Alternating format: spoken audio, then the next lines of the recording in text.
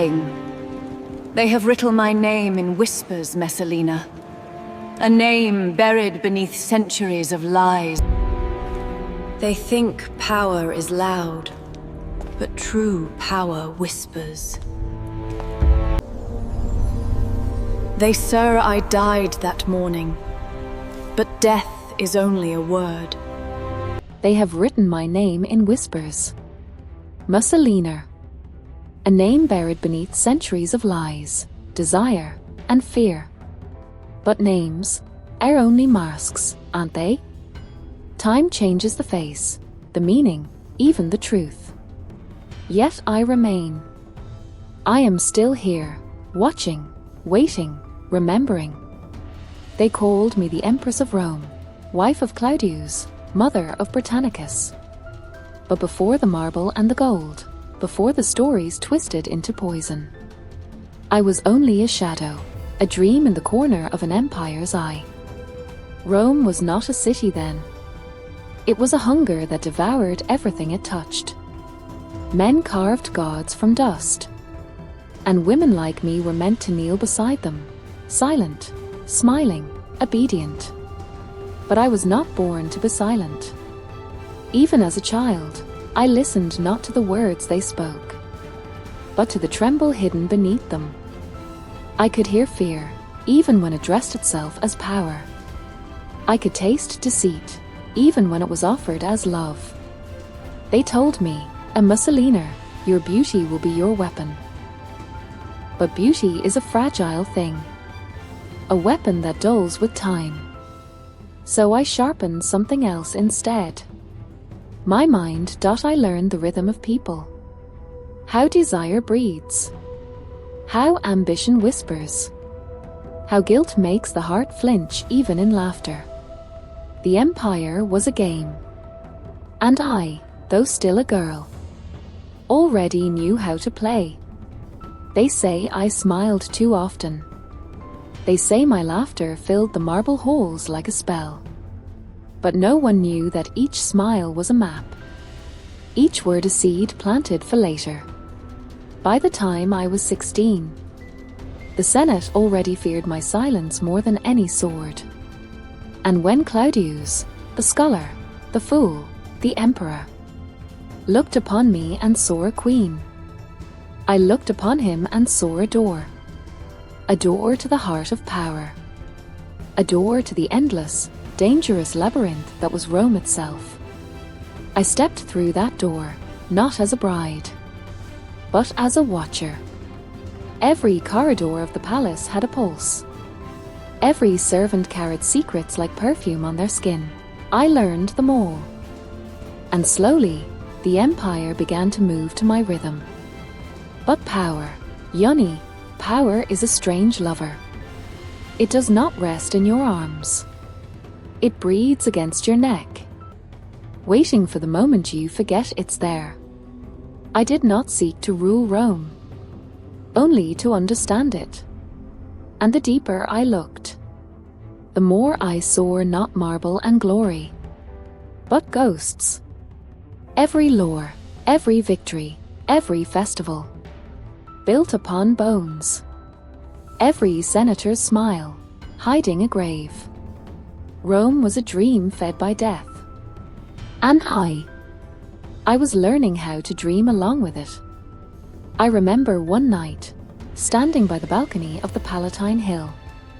The moon painted the city in silver. And I thought, this world belongs to those who understand its darkness. I didn't know then that the darkness was already looking back at me. They tell my story as if it was written in scandal. But what they never tell you is why. Because truth, when spoken by a woman, sounds like madness to men who fear her voice. I was no villain, no saint, only a mirror. And Rome never liked what it saw in me. They think power is loud, that it shouts from the throne, or screams through the clatter of swords. But true power whispers. It hides in the pauses between words, in the breath someone takes before they lie, in the silence that follows when a room is waiting for your command. I learned to live inside that silence. When I became Empress, the city bent its knee. But I did not hear devotion. I heard calculation. Rome loved its rulers only as long as they served its hunger. And so I gave it what it wanted. A queen who smiled, who blessed, who played her part beneath the golden light. But behind the curtains of the palace, another world breathed. A world made not of marble and glory, but of whispers, secret letters, poisoned chalices, and trembling hearts. Each night, when the empire slept, I would walk through the corridors of shadow. I learned which senator hid gold beneath his wife's bed, which general dreamed of rebellion, which priest prayed for forgiveness after the temple lights went out. I did not spy for pleasure. I watched because I had to. In Rome, innocence is a death sentence. And yet, even as I watched, I began to understand that power was never truly mine. It moved through me, like a tide that used my hands to shape its will. The city breathed through me. Its ambition, its greed, its beauty. I was Rome's reflection. And Rome was my cage. They say I ruled through desire. But desire is only the surface of a deeper hunger. Men feared what they could not possess, and they called that fear my sin. They feared that I could see them, truly see them, in ways their gods never could. Once, a senator came to me, trembling, proud, pretending courage. He said, Empress, your smile unsettles me." I asked him why. He replied, "Because it looks like you already know the end of the story." He was right. I often did. Each man who rose to greatness carried his own ruin inside him. I only had to listen long enough to hear it breathing. Their downfall was not my doing. I merely held up the mirror. But mirrors are dangerous things, aren't they, Yoni? Show a man his reflection too clearly, and he will try to shatter the glass. So the whispers began. Small at first, rumors carried by frightened tongues. They said I was dangerous, unholy, unnatural. They said the Empress was building her own empire within the empire. They said I was weaving men into my web like flies. Perhaps I was. Perhaps Rome itself was the web. And I, only the spider it needed to keep spinning. Still, I remember moments of softness. Nights when I sat by the flicker of a single lamp. My son sleeping beside me. And I thought, maybe this is enough. Maybe power can be kind, but the empire never allows kindness to survive. Every smile it gives has a blade hidden beneath. Soon, I began to see shadows move differently around me. Friends avoided my gaze. Guards lingered longer near the doors. Even the marble floors seemed colder. The Senate no longer spoke my name in praise. They spoke it in warning. They were building my ghost before I was even dead. I watched them with quiet amusement. Men so proud of their reason, yet slaves to the very emotions they denied. They said I ruled through lust, but they were the ones consumed by it. They said I was deceit, but their entire world was a performance. Rome was not built by truth. It was built by stories. And I had simply learned to tell mine better than most. Still, somewhere deep within me, a strange sadness began to grow. Not fear, but a slow understanding. I realized that no matter how high I climbed, I was still only a reflection of what men imagined me to be. They saw in me what they feared in themselves. And when an empire grows afraid of its own reflection, it must destroy it. One night, As dawn approached and the sky turned the color of old blood, a servant came to me with trembling lips. "Empress," he whispered, "the Senate meets before sunrise." I smiled. Of course they did. I knew the rhythm of betrayal. It always began before the light. That morning, the Empire exhaled a new rumor. They said I had married another man in secret, that I had betrayed the Emperor, that I had declared myself Queen of Rome. A beautiful lie. And like all beautiful lies, it was believed. Claudius did not question it. How could he?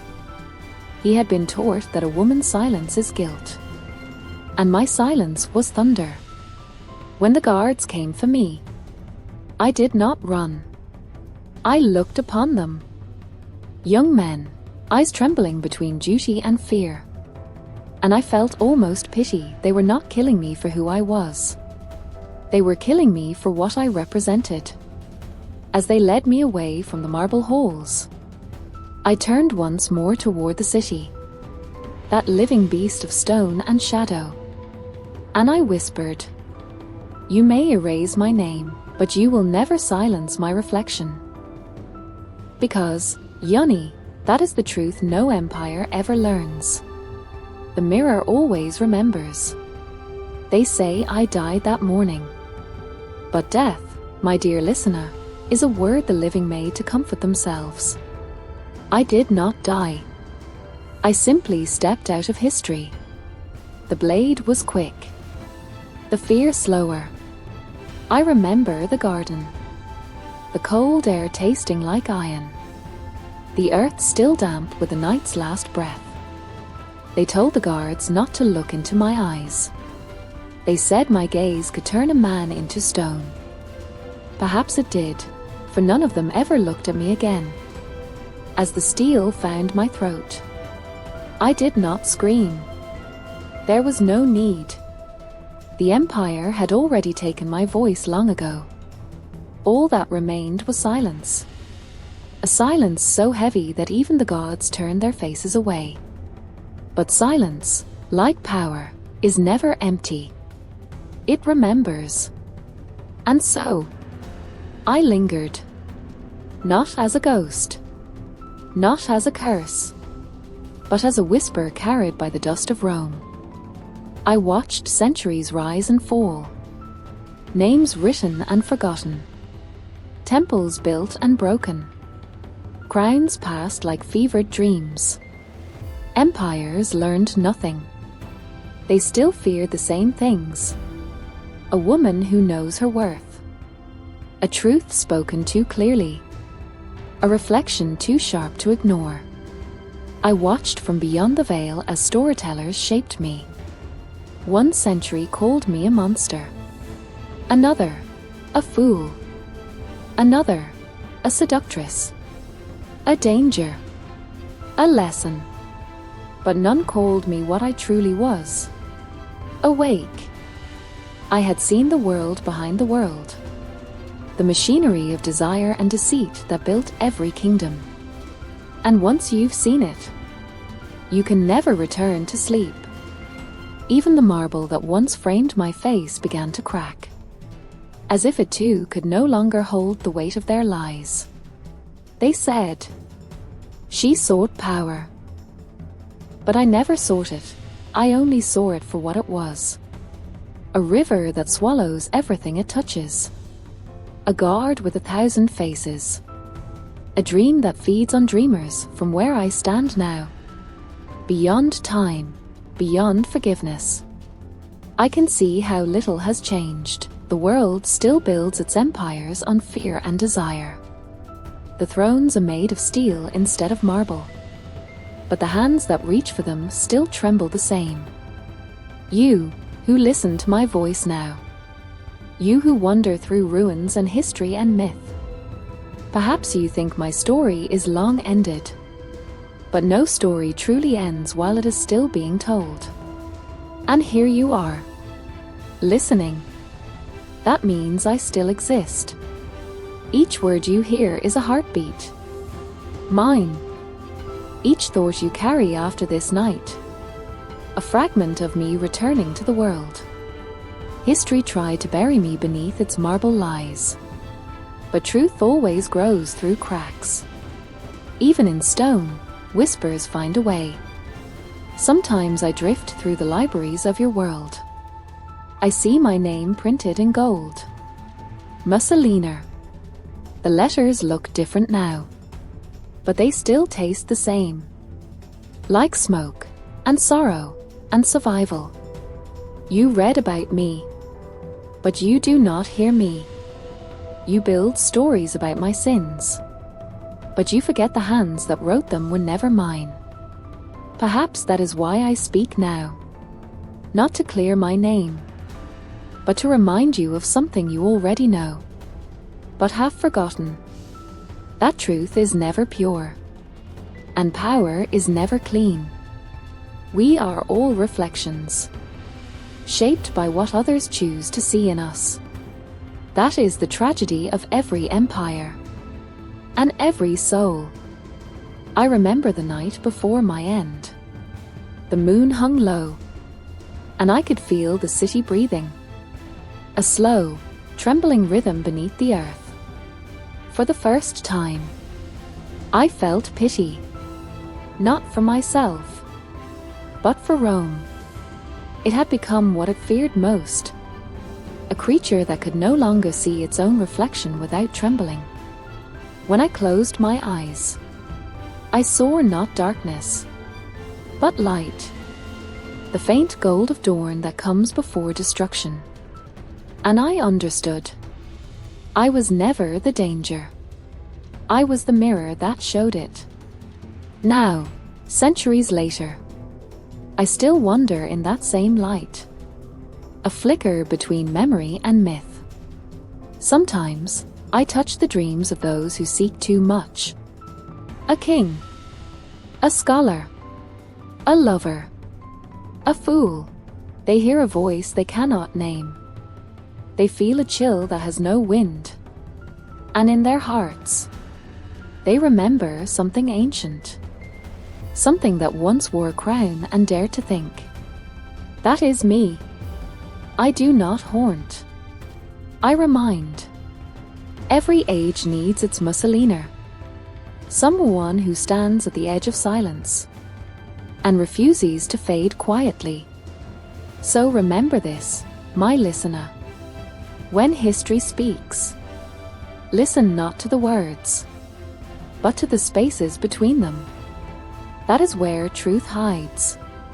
And if someday you walk among the ruins of the Palatine and feel a breath upon your neck, do not be afraid.